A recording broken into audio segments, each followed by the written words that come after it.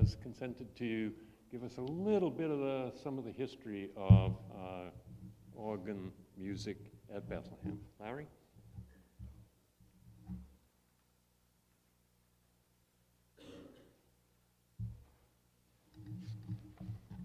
Thank you, Glenn. Well, it's not history of the organ music, it's history of the organ. I know very little about organ music because Solvay knew more than that.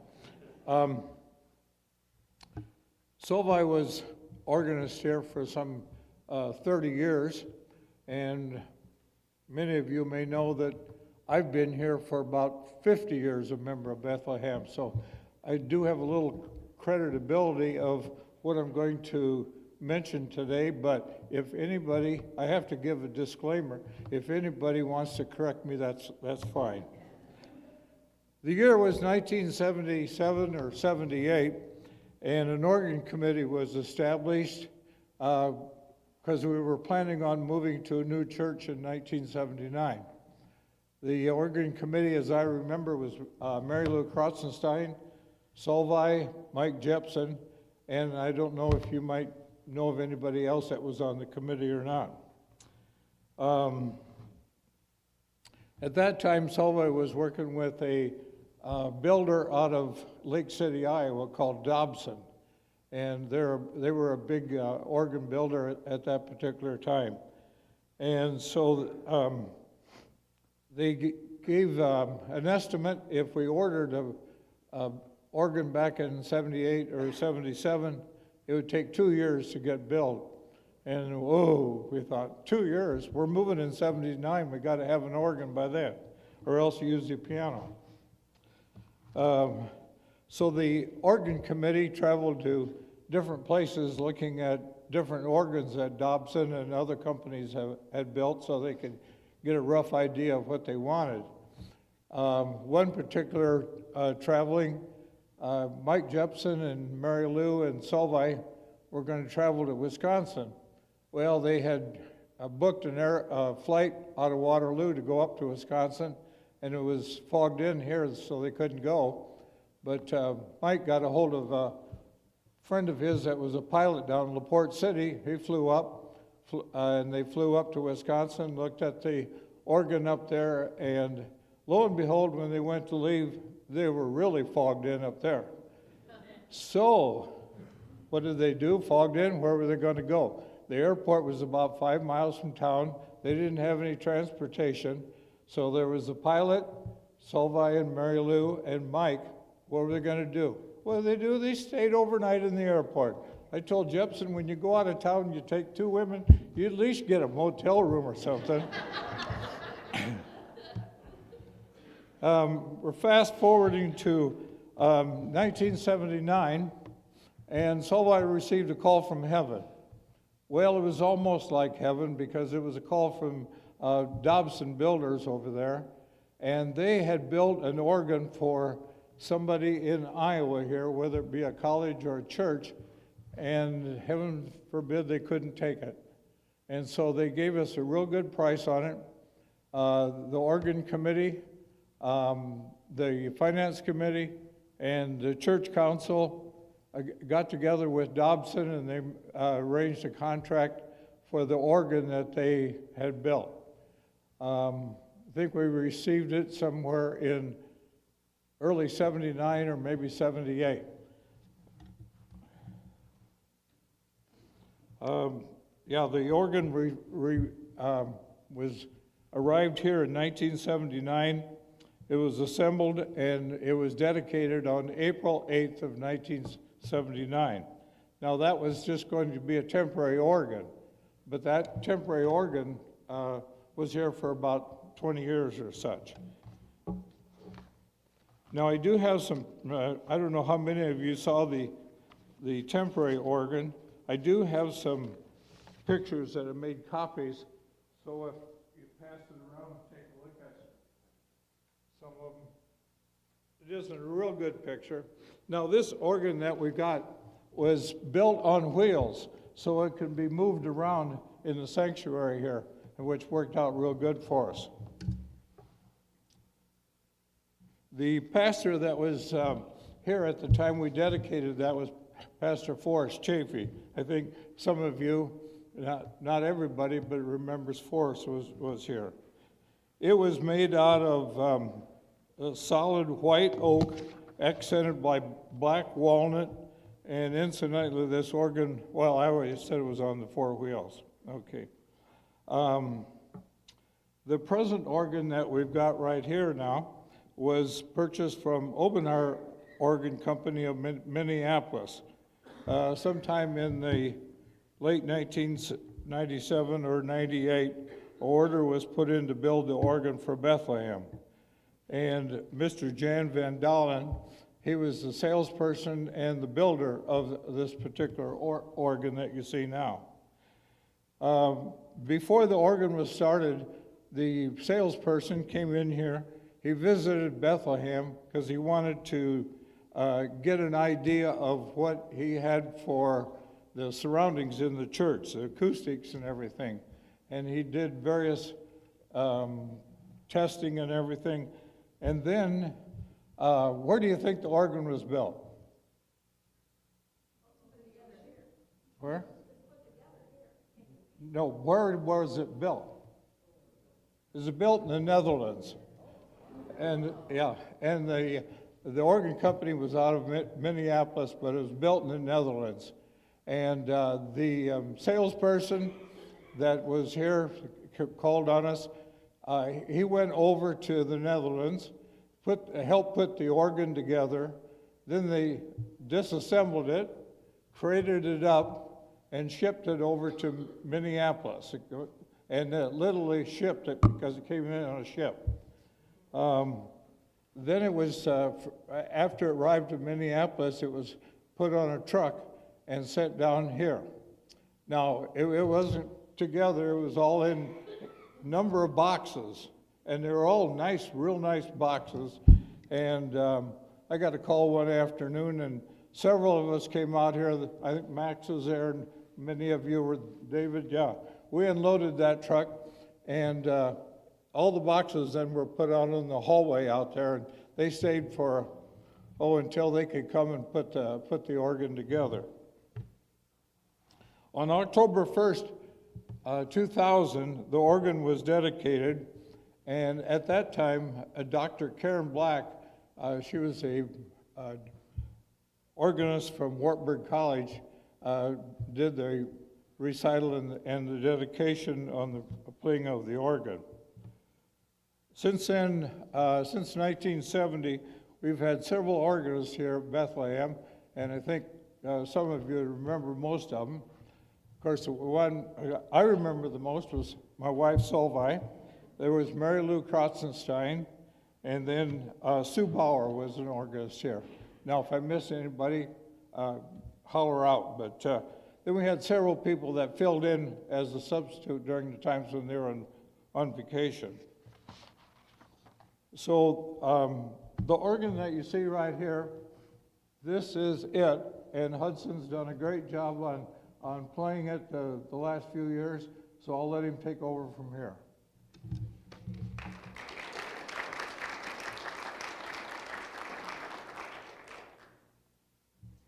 Thank you all for coming this morning and being interested in learning more about this amazing instrument we have here at Bethlehem. So I just would like to give a brief history about the pipe organ as an instrument per se. It's actually the oldest instrument, like a keyboard instrument ever invented. It was created in Greece around 300 before Christ. And all the way up to the Industrial Revolution, the organ was the most ingenious machine ever created. So especially in Germany and that area of the planet, a status of a town will be given according to how nice the organ, their main organ would be in their main church. So that would be the status to be a baller. And so the organ is basically divided in four systems. The wind supply, that in this organ is the only automatic like thing, but yeah, I mean, the organ here is all tracker organ. So like the key action from like the moment that I press the key to the air to circulate through like the body of the organ is all made like mechanically. So the wind supply is of course like an electric blower. Back in the day, like before electricity, you would need someone to pump the bellows. That would be probably Joe's job, like to have the organ, boom, boom, boom, like during the whole service. Actually, some organs like would have they stop for like bellows, so like to give the signal to the guys in the back to start pumping, so the organist was supposed to start playing. The key action that, like what I just said, that's all like mechanical, is like small little like pieces of wood and metal that would like connect it and open and close valves to let the air go through the pipe. And also, yeah, like the controls, that like in this case is a 2 manual organ. So like, you can have from 1 all the way to 7 or 8 whole like manuals, and each is a single division with like specifically thought group of ranks. Ranks are the pipes like behind, like the facade pipes, which like I'm gonna show you like a little bit. Each of them has their own character as a musical instrument. So basically, an organ is like an orchestra. So is the first synthesizer that was ever invented. So it tries to imitate other instruments. So flutes, reeds, like trumpet, oboe, and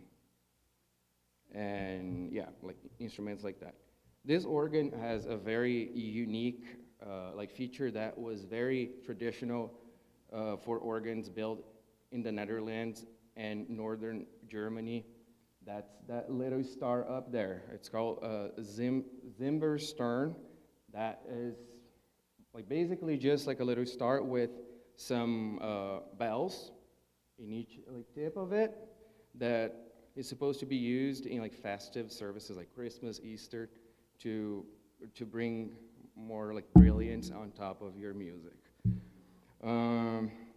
So yeah, so the blower pumps the air to the reservoir that is stabilize the pressure. So if the pressure is more like to the high, it would sound like bolder and louder, and if it's like more to the low like level, like would be smoother and like mellow. But that like would change the whole tune of the organ. So like for the guys who come here and tune them, like they have to first check the pressure, and then like from there you start like tuning pipe by pipe.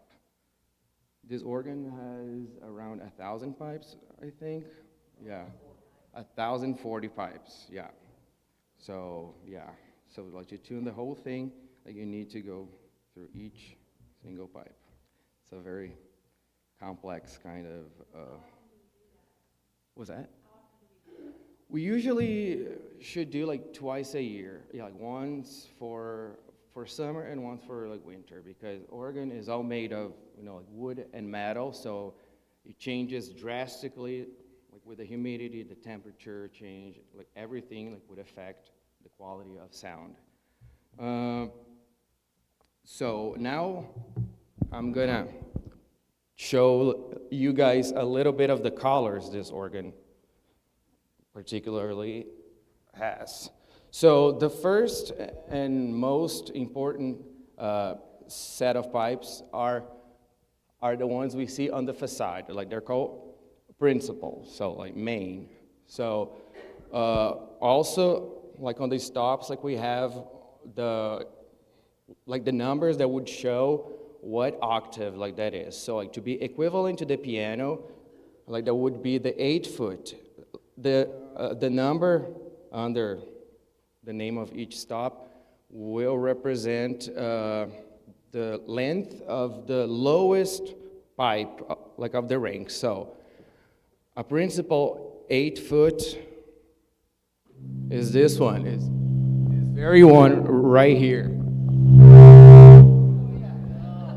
So, and yeah, and so like that one is an 8 foot pipe, and then it goes all the way, yeah, like, I don't know like the size of that one, but, so, yeah, like this would be like the middle C, equivalent octave to the piano. From the same family, so like the principals, we have the 4 foot that will sound an octave above. And then 2 octaves above. So in one single note, you can play three notes. It's like the same as doing this. So yeah, like, these are the principles. So like they have this metallic, more like warm kind of sound. The second family, which is probably like the most important one, are the flutes. They are usually made of like wood and are like squared, like kind of like pipes. So like this would be the 8 foot, so like equivalent to the piano.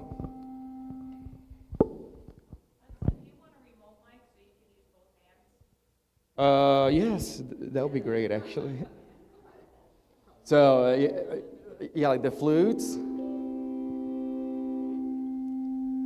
same idea of like octaves. So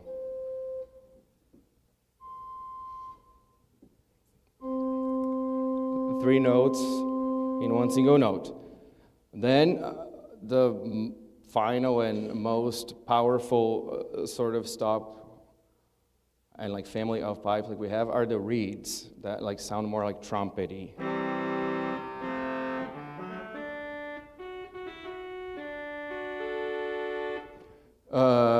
Yeah, and this one is an 8 foot, so it's like equivalent to middle C on the piano.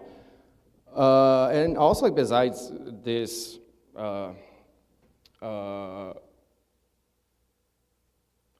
authentic sound, we also have the mutations that like will play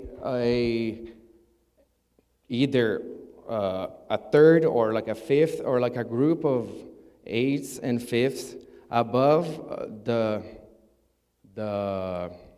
real notes. Like for example, like this one, like this is middle C, but it's actually playing an octave up here. So if I do this, it's like,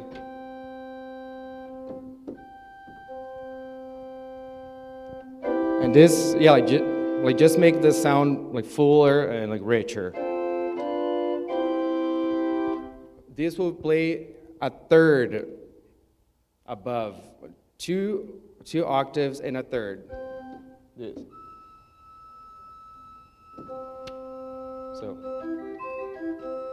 yeah, like if you just play, you know, like with like this mutation, like it's not gonna sound like the real key. So,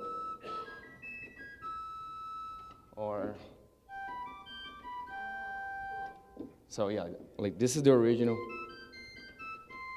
with all combined. So yeah, like this like creates like harmonics that would like make like the sound like richer, like to come to our ears.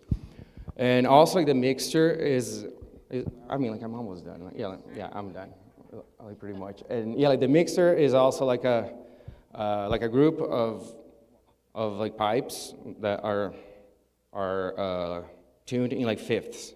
So yeah, like they are like the most character kind of stop on the organ because they would like make the most authentic kind of like sound like that.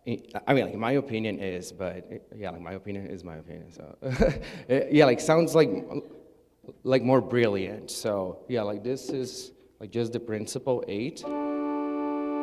And now, with the mixture. Yeah, it has a.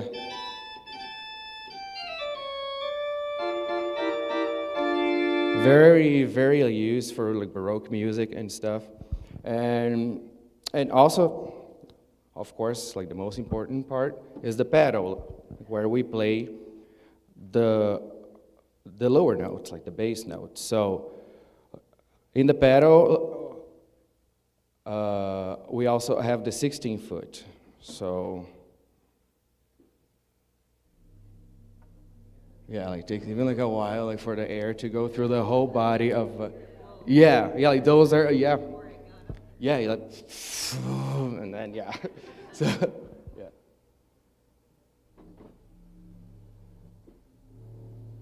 Yeah, like those pipes are behind the organ.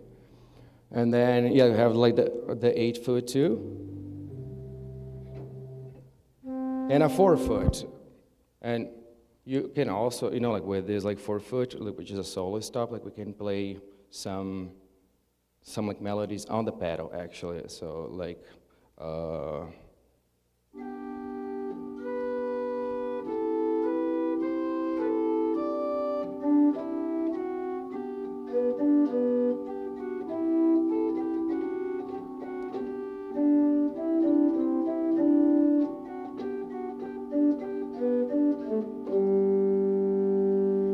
so the pedal doesn't necessarily need to play just like the bass notes. So like some pieces, like the melody will be actually on the pedal line. And then, yeah, like the hands will just like be playing harmonies and stuff. And finally, our star of the show, literally. Yeah, that's the Zimmerstern, very traditional in Dutch and German organs.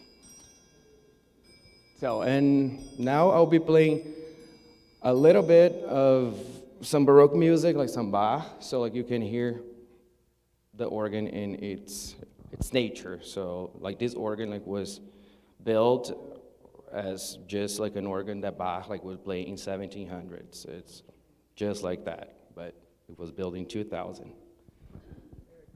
Yes. I'm gonna play some music now.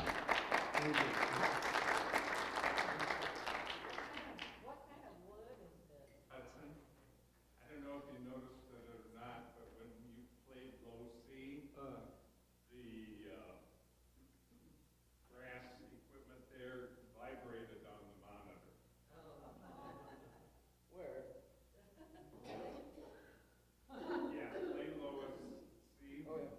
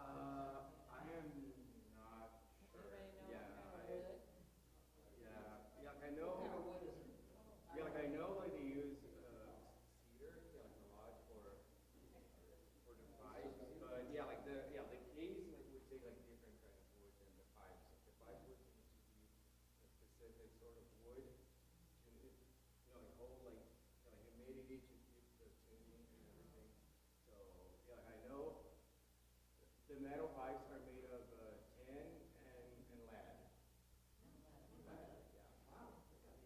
Yeah, so, yeah, and then, yeah, the reeds are also made of tin. That's why they have this rich kind of sound.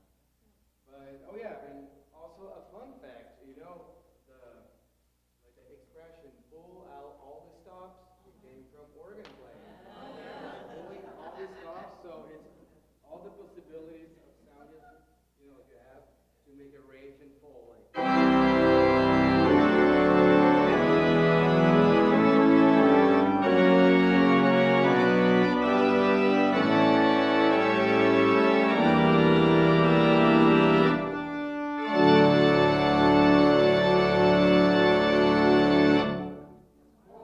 Yeah, thank you. Okay, now, hopefully this. What is this way? Anybody know? A lot. Way? Probably a lot. What does it weigh? Weight of. I don't know. I have no clue. The organ is made out of mahogany. Mahogany. I want to know what about the boxes when it's made. I can't imagine that putting that together. Oh, I can't hear.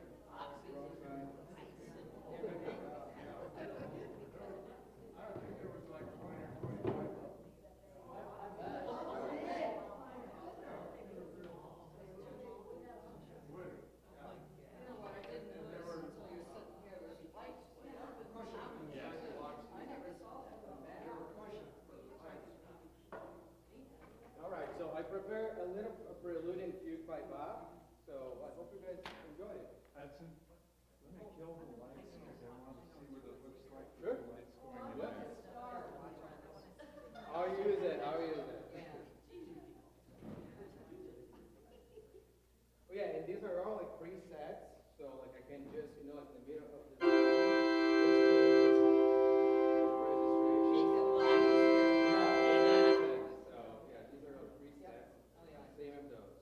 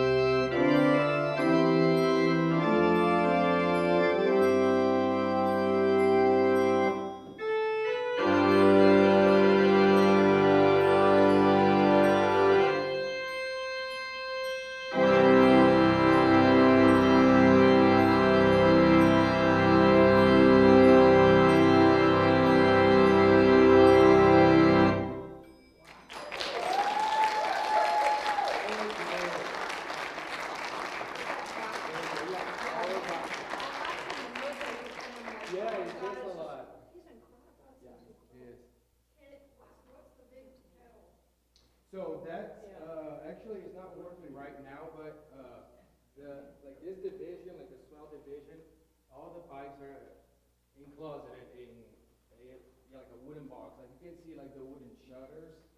With, like underlined. So, like that pedal would open and close like those shutters to make it softer, like louder and quieter. But it's kind of like disconnected, like in the back, and the guys did not fix it, but it will be addressed the next time they come. If you have some images on a PowerPoint. Oh yeah, we actually have some, like a little video of inside. It's like 2 minutes video, you can see all the range, Did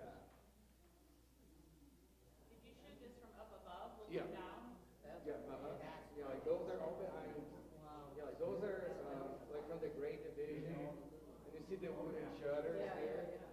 Like I'll be like, opening and closing them, so you can see.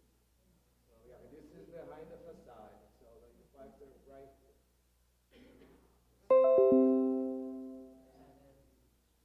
So like the little, like like roll, like little, like metal piece is what you use to tune it. All those little rollers? Yeah. What really brought your attention to what item when Hudson was playing here, with the lights turned down? His legs, right? I'm watching everything. Okay, about 5 years after we got this organ, there was a comment made at the annual meeting wondering if the skirt could be built to put around the organ bench because of so much legs. One other item, the old organ that we had, we sold that and it went to a church over in Dubuque. That's very cool. You know, what I remember, Larry, is Those are how the happy shutters. Soulfly was. Like those pipes are like behind the shutter. So like that's inside the box. You know how many pipes those are in there? 1,040, All of them? So these pipes are more? There you are.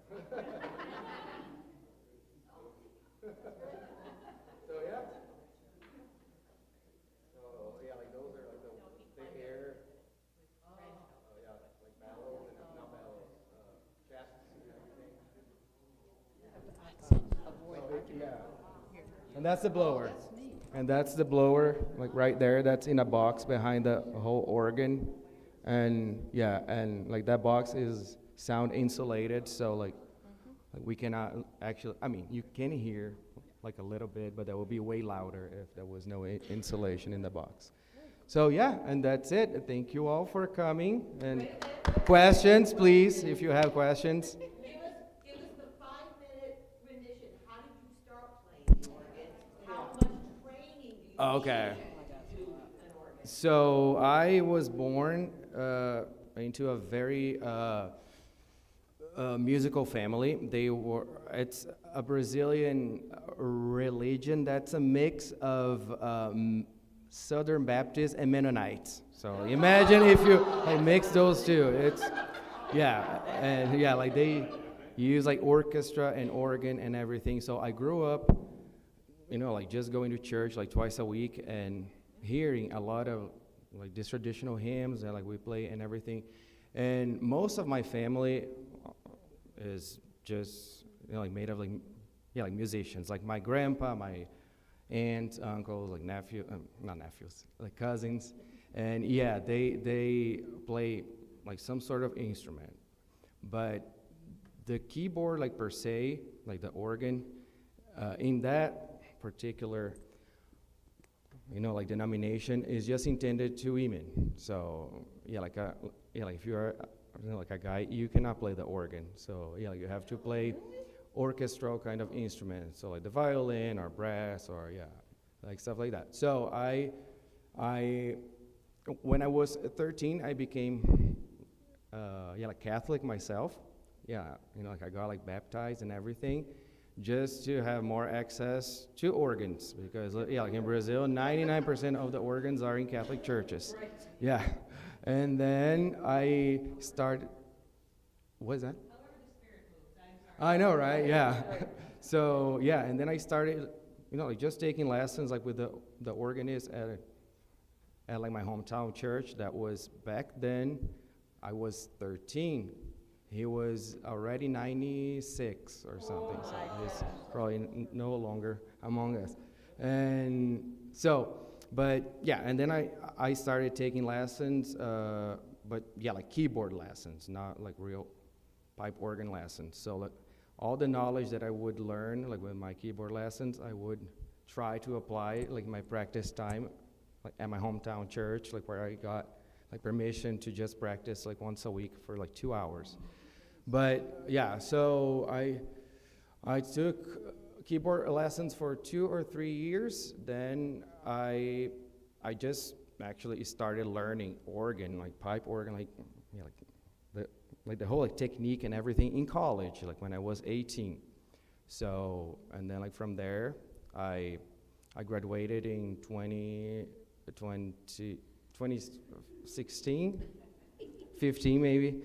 And then I got a scholarship at Iowa, like to come and study my master's in organ performance too.